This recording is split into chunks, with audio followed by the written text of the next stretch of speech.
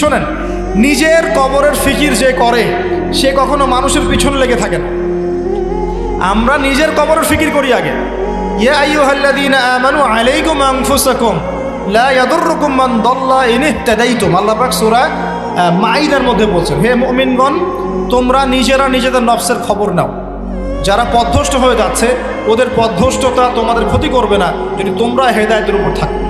আমি কবরে যাব, আমাকে 3টা প্রশ্ন করা হবে, আমি কি উত্তর দিব? আমি কি জান্নাতের সার্টিফিকেট পেয়ে গেছি? আমার পিছনে কি জান্নাতের সিল লাগানো হয়ে গেছে? তাহলে আমি কেন আরেক ভাইয়ের নামাজ নিয়ে কটাক্ষ করি? আমি কেন আরেক ভাইয়ের অমুক নিয়ে কটাক্ষ করি, অমুক মাদ্রাসা নিয়ে কটাক্ষ করি, অমুক ব্যক্তিত্বকে নিয়ে কটাক্ষ করি, অমুক আলেমকে নিয়ে কটাক্ষ? কেন আমি করতে যাবো কেন? এমন তো হতে পারে সে ব্যক্তি আমার আগে জান্নাতে চলে গেছে, আমি পড়ে গেছি পিছনে, হতে পারে না? হতে পারে কি না? এমন তো হতে পারে আমি সবার শেষে জান্নাতে যাচ্ছি খুঁড়ায় খুঁড়ায়, আর এই মানুষগুলো আমার আগেই জান্নাতে সব চলে গেছে, হতে পারে কি না? এই যে ইবলিসি স্বভাব একটা চলে আসছে, নিজেকে বড় মনে করা, অন্যকে ছোট মনে করা।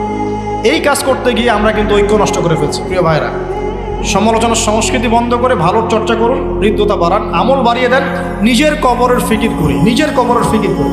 30 বছর চলে গেল, কয় ওয়াক্ত নামাজ পড়েছি, কয়টা সূরা শিখলাম, কয়টা হাদিস শিখলাম, হ্যাঁ, কয়দিন মানুষকে দাওয়াত দিলাম, কয়দিন আমি তাবলীগের মেহনত করলাম।